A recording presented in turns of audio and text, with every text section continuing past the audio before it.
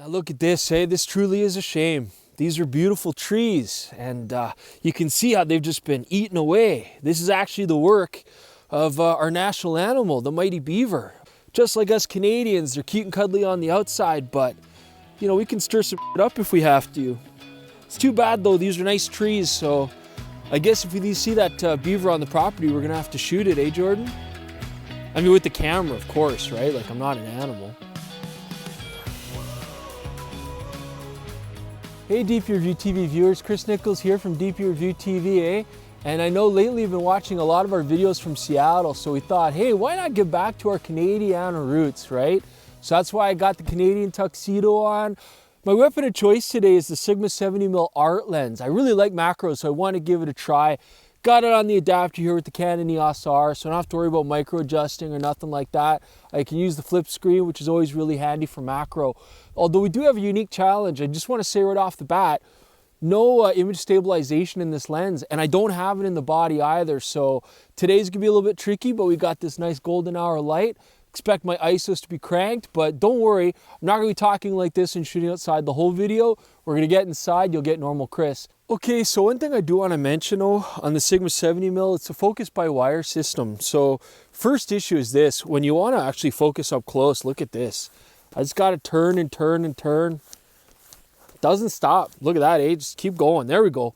Minimum distance, but I will say this though, I was a little worried about the focus by wire because normally it's quite imprecise, but actually no problem at all getting your focus exactly where you want it. It's obviously tweaked for that kind of close-up capability, and you're going to use that a lot because of course, like most macros, the thing can't autofocus worth the damn up close. So just keep that in mind, but actually pretty impressive.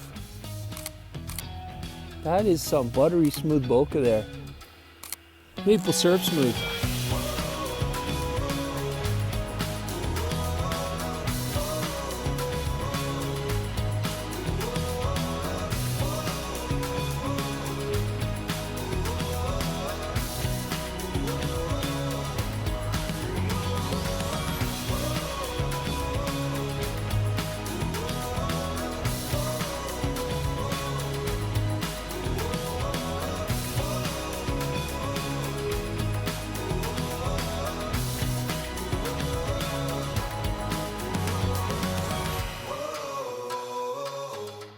Okay, so those pesky beavers have been at this tree here.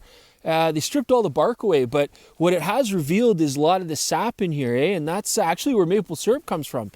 I'm getting close here, and I just want to point some out. Now, this lens, the Sigma 70mm Art, it's got a minimum focusing distance of just under 26 centimeters, which is like, I don't know, 432 inches or something like that. So it's not a bad working distance, but then the problem is that when you focus this lens, it extends so far. Look at that. Oh, geez, I actually hit the tree. Sorry, tree.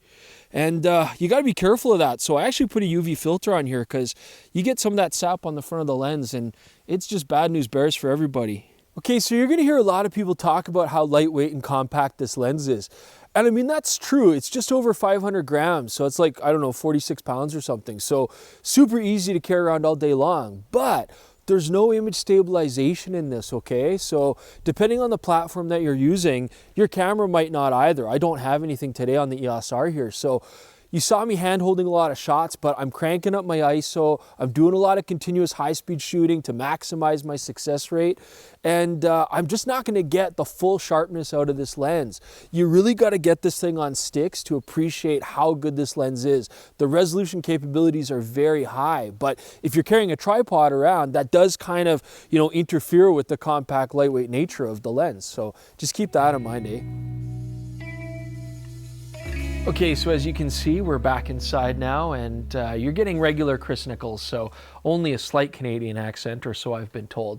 Now, personally, I actually really like using macro lenses that are closer to that normal focal length, 70 millimeters. And I'm glad that this does 1:1. And I like lenses like this when I want to just take 1 or 2 lenses. This is a great way to make sure that I can cover things like macro, but also impromptu portraits.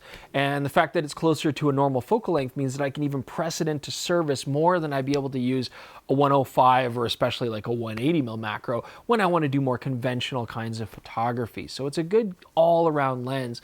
And what I particularly like about this one, it is weather sealed slightly, although that long barrel might pull some stuff into it. But it's also really fast focusing. I was quite impressed by that. Typically, I would expect macros to be quite slow. But once you get this thing past a meter, it's very snappy, albeit with a somewhat loud autofocusing motor that would show up if you're doing video. Now let's keep this in context. I'm using a Canon EOS R today, which has very good single point, low light focusing. Obviously, I would use this for more casual photography, and I'm confident I'd get a good hit rate if I was taking pictures of kids and family stuff. I wouldn't try anything more technical as far as autofocusing goes with this lens. But I think what's really going to be the determining factor on whether this lens should find its way into your camera bag is the fact that it doesn't have that image stabilizer.